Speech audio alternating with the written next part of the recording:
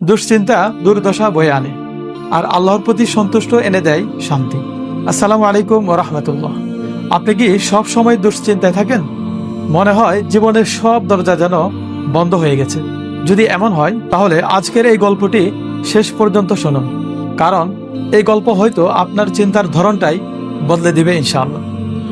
দুশ্চিন্তা মানুষকে ভেতর থেকে দুর্বল করে দেয়, কিন্তু আল্লাহর উপর ভরসা মানুষকে এমন শান্তি দেয় যাহা কোনো ঝড়ও ভাঙতে পারে না। চলুন তাহলে একটি অবিশ্বাস্য ঘটনা শুনি। অনেক বছর আগেই বনি আবস গোত্রে একজন খুব ধনী মানুষ ছিলেন। মহান আল্লাহ তাকে অনেক সম্পদ দিয়েছিলেন। ছিল অসংখ্য ওট, গবাদি পশু, সুন্দর একটি বাড়ি এবং সুখী পরিবার। তার জীবন ছিল আনন্দে ভরা। একদিন তার কয়েকটি ওট হারিয়ে গেল।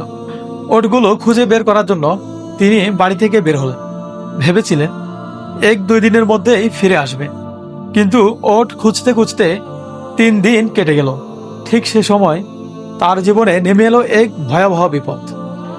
রাতের অন্ধকারে হঠাৎ প্রচন্ড বন্যা হলো, পাহাড়ি ঢল আর পাথরের স্রোত মুহূর্তের মধ্যে তার বাড়ি ভেঙে দিল। তার পরিবার, সন্তান সন্ততি, গবাদি পশু সবকিছুই সে বন্যায় হারিয়ে গেল। 3 দিন পর তিনি বাড়ি ফিরলেন, কিন্তু ফিরে এসে যা দেখলেন তা কখনো মানুষ কল্পনাও করতে পারবে না। যেখানে একসময় ছিল হাসি, আনন্দ, কোলাহল, সেখানে এখন শুধু নীরবতা। বাড়ি, পরিবার, সম্পদ কোনো কিছুই নেই। সবকিছু যেন মাটির সঙ্গে মিশে গেছে।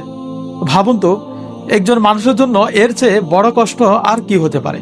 কিন্তু পরীক্ষা তখনও শেষ হয়নি। তার একটি ওট হঠাৎ দৌড়ে পালাতে শুরু করলো। তিনি সেটিকে ধরতে গেলেন। হঠাৎ ওটটি এত জোরে লাথি মারলো, তিনি 2 চোখের দৃষ্টি হারিয়ে ফেললেন। এক মুহূর্তে তিনি হারালেন তার পরিবার, তার সম্পদ আর নিজের চোখের আলো। পরে একজন পথচারী তাকে সাহায্য করে খলিফা ওয়ালিদ ইবনে আব্দুল মালিকের কাছে নিয়ে গেল।